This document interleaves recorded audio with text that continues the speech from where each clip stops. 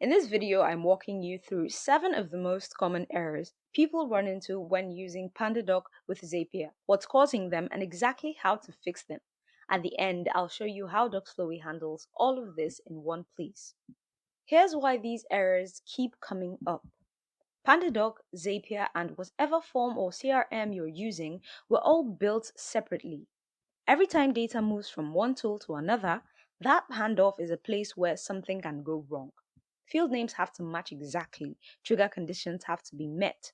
When something's off, the workflow either breaks with an error or it fails quietly and your client gets a document with blank fields. Alright, let's go through them. The first one, role names with underscores. If a role name in your PandaDoc template has an underscore in it, Zapier misreads it and the Zap fails during testing. Rename your roles without underscores. Use a space or a hyphen instead. Next one, template fields not showing up in Zapier. If your template fields aren't appearing when you try to map them, it's because the merge field property inside PandaDoc hasn't been filled in. Fields without it are invisible to the automation. Go into your template, select each field you want to map, fill in that merge field property, and then refresh your field options in Zapier. This one catches a lot of people.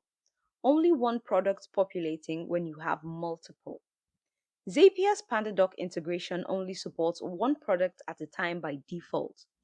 If your template has multiple pricing tables, they each show up as separate arrays. If you don't map them all manually, only one comes through. Go through your Zap step and map each pricing table's product name, quantity, and price one by one. The document generates, but the fields are blank. This one's frustrating because the workflow can test fine and still produce a broken document. Two things cause it. First, if you didn't select a PandaDoc template in your trigger step, Zapier won't pull template-specific fields. Second, if you duplicate documents, Zapier treats them as separate from the original. Each duplicate needs its own Zap.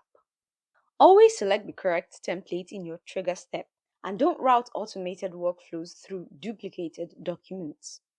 The trigger comes back with no document found during testing. This happens when Zapier can't find a recent document that matches your trigger conditions.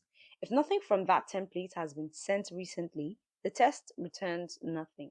Send a real test document from that template before you run the trigger test. Zapier needs something in your account to pull sample data from.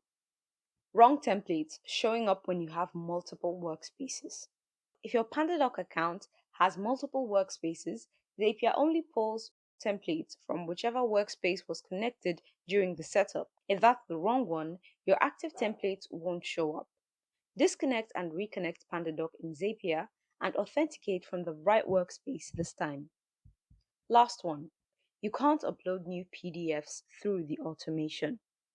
Zapier's PandaDoc integration doesn't support uploading new PDF files through the Create Document action.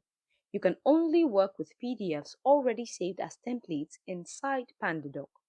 Save your PDFs as PandaDoc templates before you build your Zap.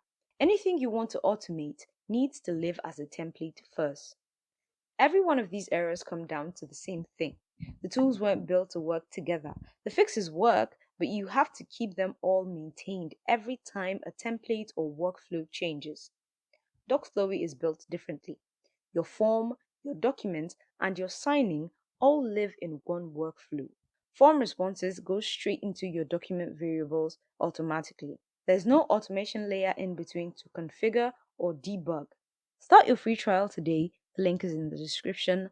I'll see you on the next one.